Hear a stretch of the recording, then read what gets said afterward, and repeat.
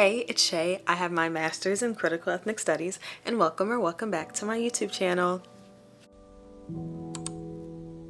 It's been so long since I've sat in front of this camera and talked to y'all and done a video, but I graduated. Woo!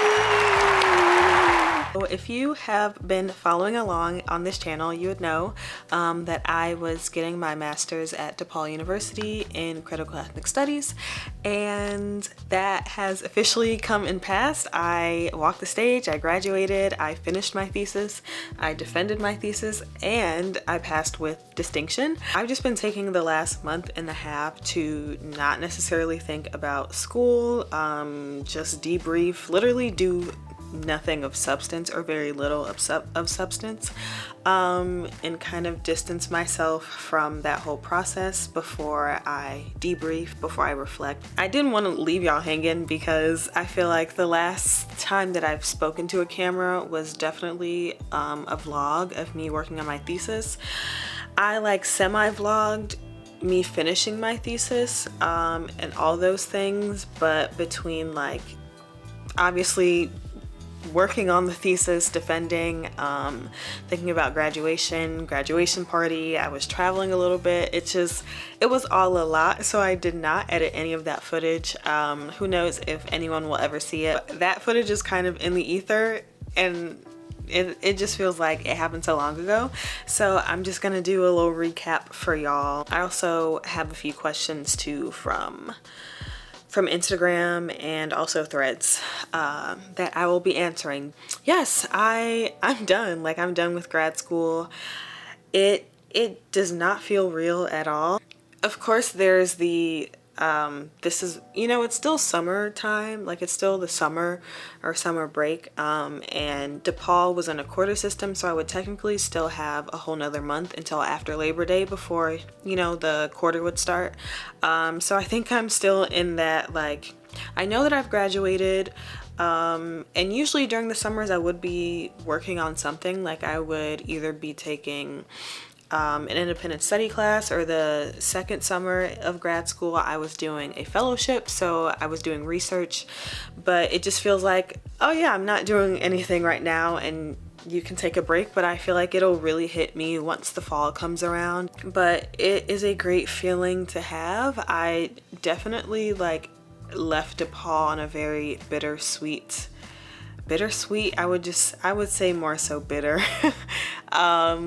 than anything. That's a lie. I'd say bittersweet, because I did meet really great people. I have learned a lot about myself, and just learned a lot in general. That part of the experience I'm very grateful for.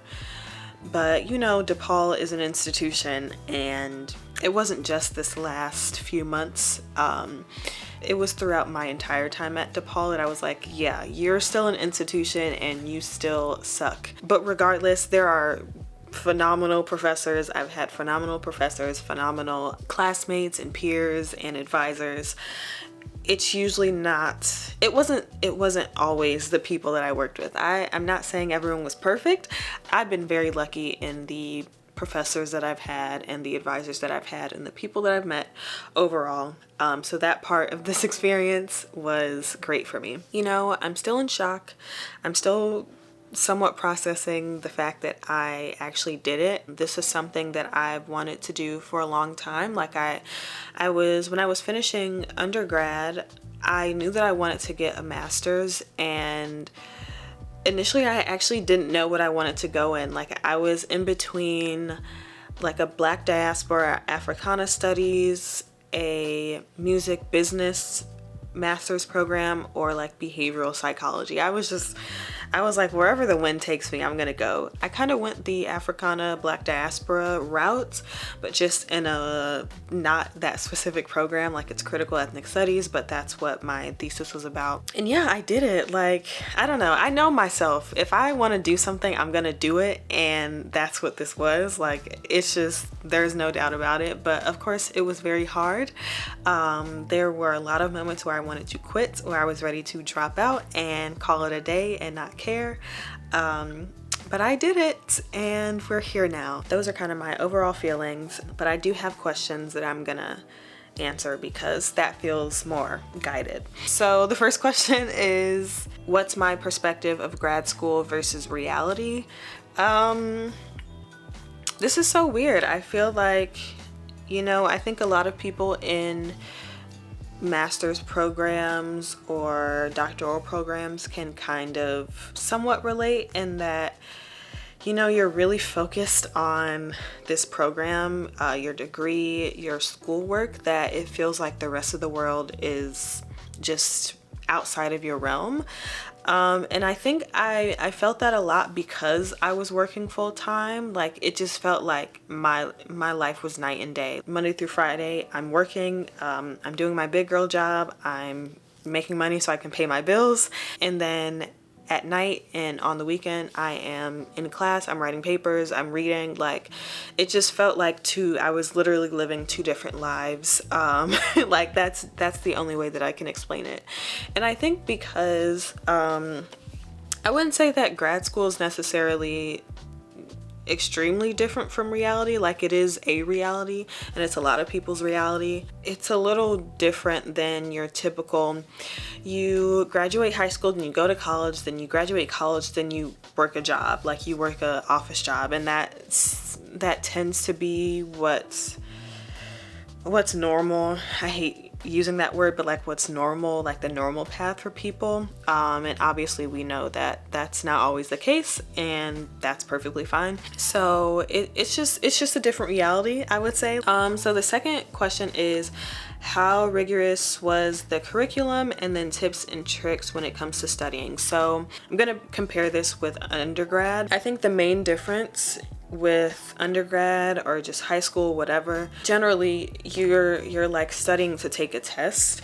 And with graduate school, because I was in a research-based program and it was very like reading, discussion, and writing heavy, it's not necessarily like studying to know something. Like, in some ways you have to know stuff to participate in group discussions, but it's less about studying to pass a test and more about engaging in material to make an analysis or draw comparisons or critique or whatever. I would say it was definitely rigorous, like, because it's like I'll actually tell this story. When I first started grad school, one, I was full-time. I was taking 2 classes a quarter, which is full-time. One of the classes was like, it was an introductory class that all people in my program had to take. So we were all first year students in critical ethnic studies.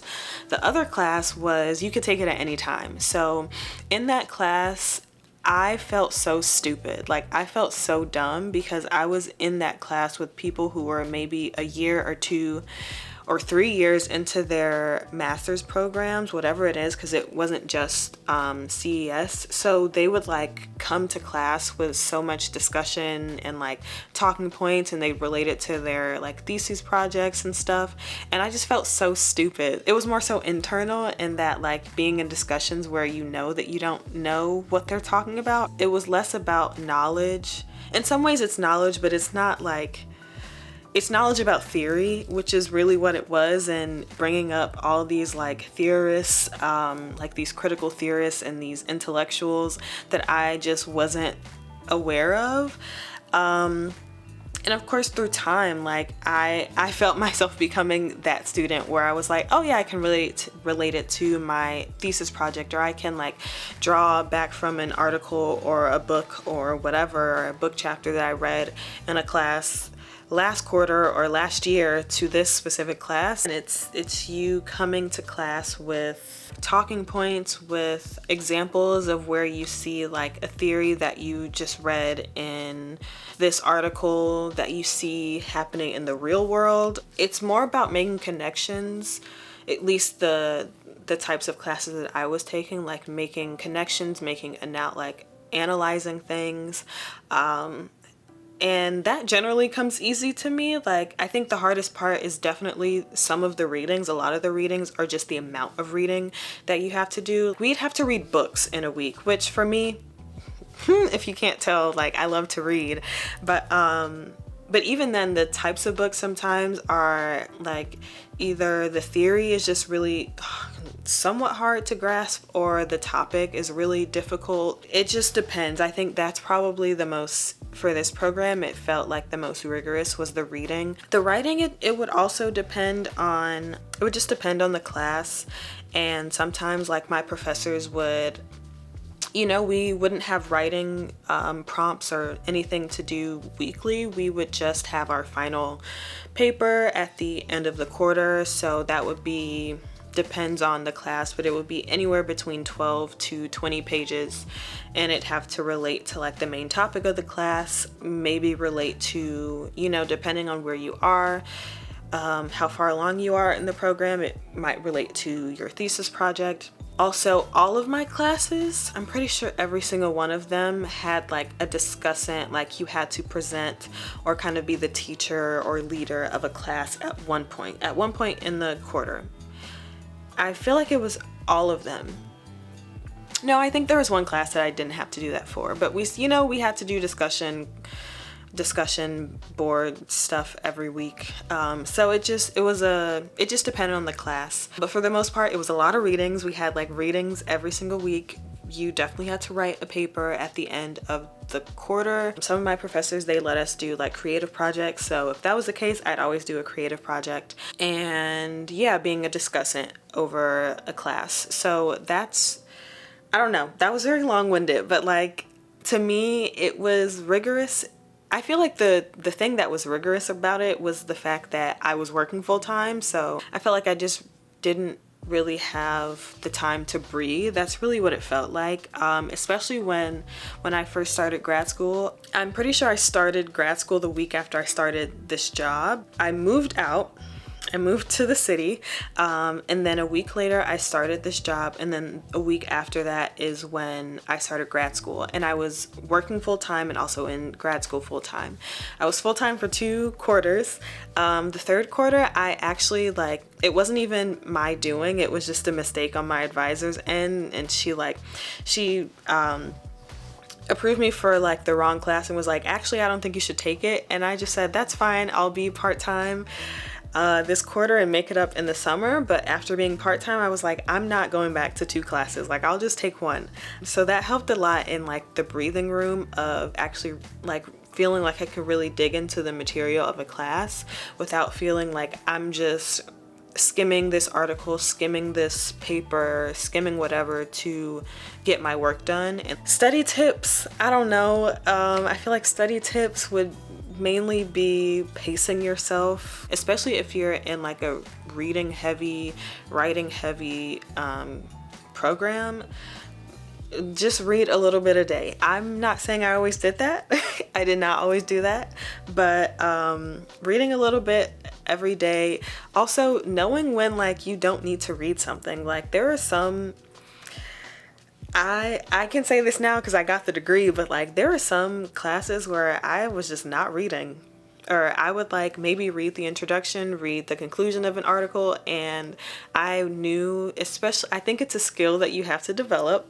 I would not say go into like grad school doing this because I don't think it can happen like very quickly, but you just kind of learn like you can get away with not reading stuff and then going into discussions and pulling, I wouldn't say pulling things out of thin air, because again, you kind of learn the class, you learn the general topic, you learn also the people in your class too, and just how to finesse. I think that's a really good skill to have, but again, it's something that you have to develop, because when I first started, I definitely needed to be reading. I definitely needed to be asking myself questions about what I was reading and bringing them up whenever I could in class, because that was necessary for me. This next question is, what is one thing you couldn't have done grad school without?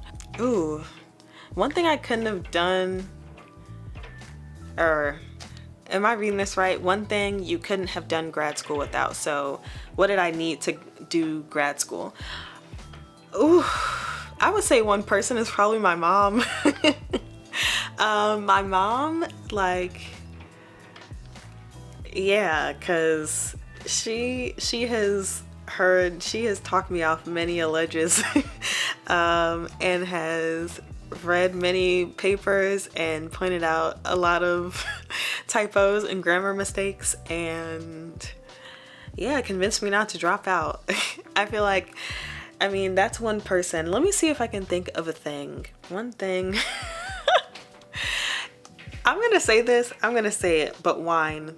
That's, I don't know, it was just a lot of days where I just needed to not be on the ground. I'm not saying I was not drinking every day, but there were some days where you just needed that. I needed it personally. Okay, describe the experience in one word. Hard. And then in one sentence, I think would be a very eye-opening experience. Yeah. How many times could you do it again?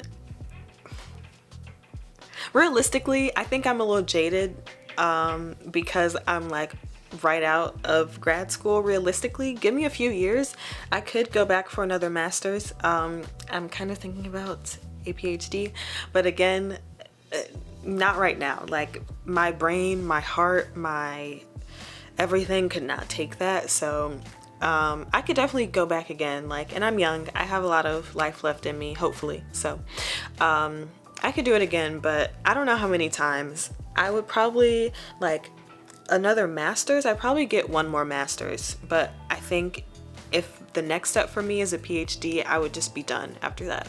Next question, what's one thing you learned during the process just about yourself? I think I already knew this, but like, just me being very determined and stubborn. I think that's what it is. I was very stubborn throughout this entire process. And I'll say, I think it's just because the amount of times that I wanted to quit, I didn't, because I knew that this is what I wanted. Like, I wanted a master's degree. And yes, I probably every other month, maybe every month, I was definitely ready to go, but I'm just stubborn. I'm hard-headed. I want what I want.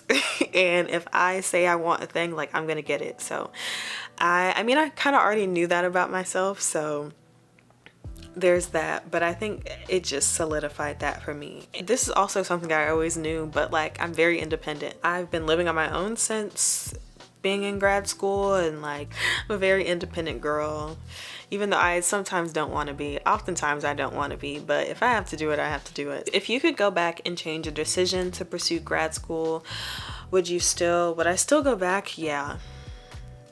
I think I would wait. I don't know, like, I think the pandemic definitely had a lot to do with me going back. I think if the pandemic hadn't happened, I wouldn't have gone back so quickly. So the timeline for me, like, I finished undergrad in 2020. I finished May 2020, and obviously that was when the pandemic happened. So I didn't go straight into grad school. I did a certificate program at like a community college, and then in fall of 2021 is when I started this program. If it weren't for the pandemic, I actually wouldn't have gone back. I know that I wouldn't have, because my goal was to graduate undergrad, travel, and like live my best life, and then go back to grad school. So it would have like looked different.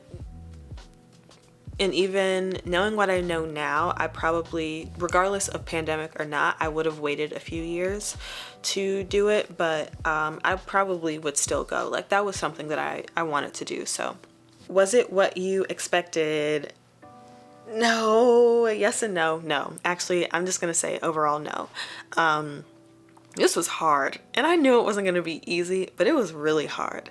It was very emotionally taxing, mentally taxing, just just overall difficult. And I don't want to say this to like scare people. It's just, you really have to be prepared for it to be difficult. I've been seeing this a little more often of people saying how they don't understand the people who complain so much about grad school, or like they don't want that to be them, which again, I've had really good moments. Like there were a lot of moments that were very rewarding. Like I got to travel, I got to present research and like meet a lot of great people and make friends, and like that was really it was really good for me. But I'm not gonna lie and say that like it's not hard, like, because it definitely was. I also think the type of classes and like the material that I was engaging in, that also just is an added layer of, it's not just, it's a master's program and it's like higher education and it's more difficult. It's also like, on top of that, you're reading about a wide range of messed up things in this world. You just have to be prepared, especially if you do a program like this. Just be prepared for everything.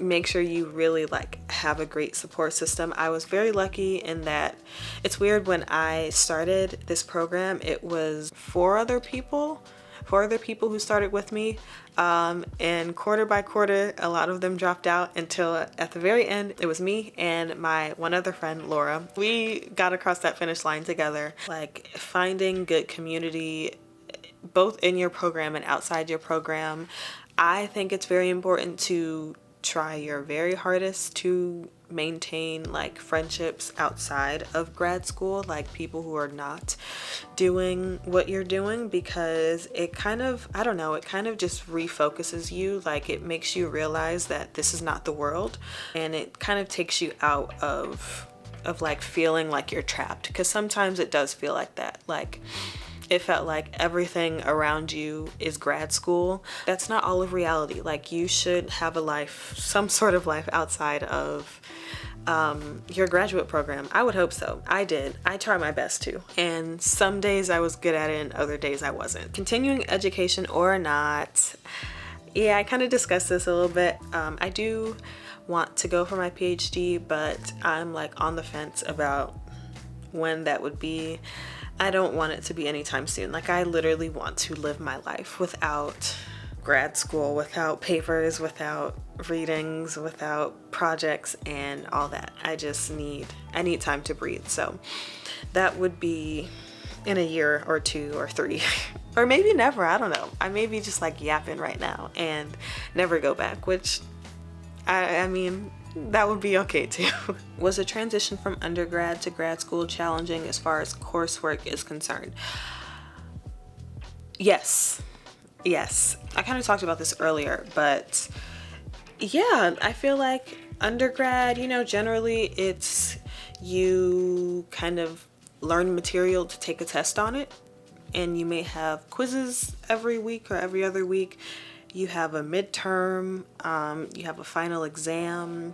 I did take some classes because I was a Black World Studies minor. I did take classes that were very similar to the classes that I was taking in grad school, where, it's more discussion based, writing and reading based. But for the most part, it was just like kind of like high school. You have your textbook, you read from your textbook, your professor will give you a test on whatever material that you need to learn, and that's that. And in grad school, I didn't have any, there were no classes like that. None. I don't think I ever took a test. I did not. Yeah, haven't taken a test since undergrad. And I think if you're not used to it or like not expecting it, it could be jarring. I kind of knew, again, because I was taking African history and African American history, Black World Studies class. So it was literally like, I think those classes really did prepare me for grad school without really knowing it. I just, I've always been interested in the Black world. It's very different, in my opinion. It's very different, especially the level of material that you are kind of expected to engage with. Like it wasn't all theory based. I think the good thing about my program, it's a multidisciplinary and interdisciplinary program. So we kind of look at everything. Like I was reading Foucault and I don't know, all the theorists of the world. And then we were also watching The Color Purple. Like that would it was just a wide range of things. So it's just a very different experience. That's the best way I know how to explain it. And the last question is, where do you go from here? I don't know. That's literally my answer. I don't know. I do think the type of intellectual work that I have done for the last 3 years is something that I want to continue in less of a I'm in school organized kind of way, and just my own independent work, because as much as I truly enjoy the classroom, being in classrooms, being in discussions. Even the class that I took, it was great material that we were learning. It's material that other people are kind of creating for me rather than stuff that I truly want to engage with on my own. There's definitely some overlap. There are a lot of things that I'm glad that I was able to learn about in grad school. Like I think I don't even want to call it intellectual work because it's not necessarily that, but like the two realms of focus that I think I really needed as I move forward in the world is like